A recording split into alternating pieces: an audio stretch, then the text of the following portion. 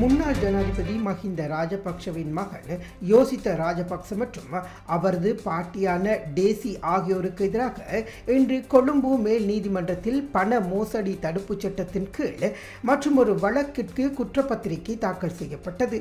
கொழும்பு மேல் நீதிமன்ற நீதிபதி பிரதீப் அபேவர்தன முன்னிலையில் இந்த குற்றப்பத்திரிகை ஒப்படைக்கப்பட்டது.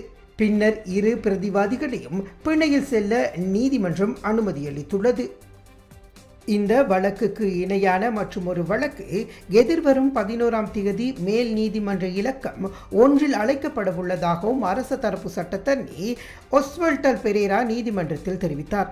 அந்த வழக்கின் ஆவணங்களும் இந்த வழக்கின் ஆவணங்களும் ஒன்று என்பதை சுட்டிக்காட்டிய அரச சட்டத்தரணி சம்பந்தப்பட்ட ஆவணங்களில் ஏதேனும் குறைபாடுகள் இருந்தால் தனக்கு தெரிவிக்குமாறும் பிரதிவாதிகள் சட்டத்தரணிகளிடம் கோருவதாகவும் நீதிமன்றத்தில் தெரிவித்தார்.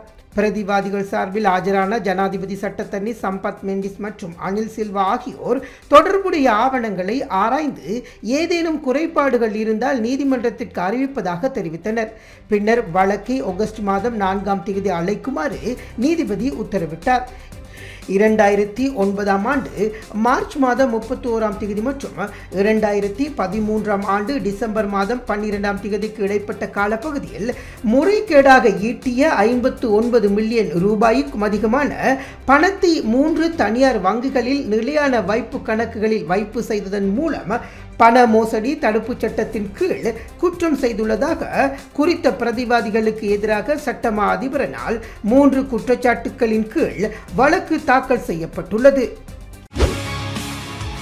செய்திகளை உடனுக்குடன் தெரிந்து கொள்ள உடனே சப்ஸ்கிரைப் பண்ணுங்க.